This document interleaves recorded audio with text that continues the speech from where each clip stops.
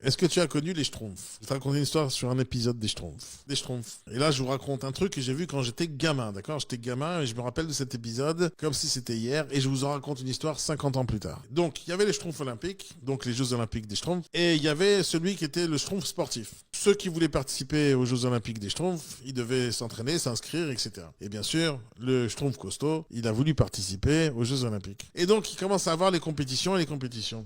Et le Schtroumpf costaud, qui était censé être celui qui allait gagner, il commence à perdre toutes les compétitions. Il perd.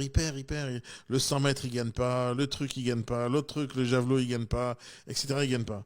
À un moment donné, il veut abandonner. Il veut abandonner les Jeux Olympiques. Il dit, c'est pas possible. Je devrais gagner, mais je gagne pas. Etc. etc. Donc, il va voir le grand Schtroumpf, celui avec le truc rouge.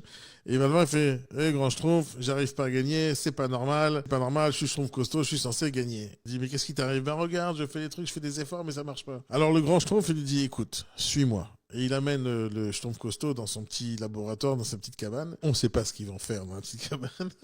Et donc, il amène dans sa petite cabane. Le grand Schtroumpf, il sort un petit pot et lui dit, tiens, c'est de la potion magique. Et à chaque fois que je raconte cette histoire, ça me fait des frissons parce que ça me rappelle tellement de trucs, ce truc. Et donc, il lui sort la potion magique et il lui dit, écoute, avant chaque compétition, chaque fois que tu vas faire une course ou un truc, tu prends un peu de la potion magique et tu le mets sur le bout de ton nez. Et tu vas voir, tu vas gagner. Et là, le Schtroumpf costaud, il dit, mais c'est de la triche. J'ai pas envie de tricher, moi. Je suis quelqu'un d'honnête. Il dit, t'as envie de gagner ou t'as pas envie de gagner?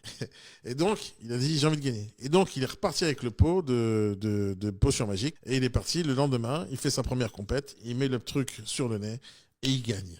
Il fait une deuxième compète, il met le truc sur le nez et il gagne. Et il commence à gagner toutes les compétitions. Et à la fin, les Jeux Olympiques sont finis. Il est premier sur l'estrade. Il a gagné tout le monde. Il est content, il est fier de lui. Mais à un moment donné, on lui demande de parler dans le micro, de faire un petit discours. Et là, à ce moment-là, il regarde le grand Schtroumpf. Il dit, je suis obligé de vous avouer, j'ai triché.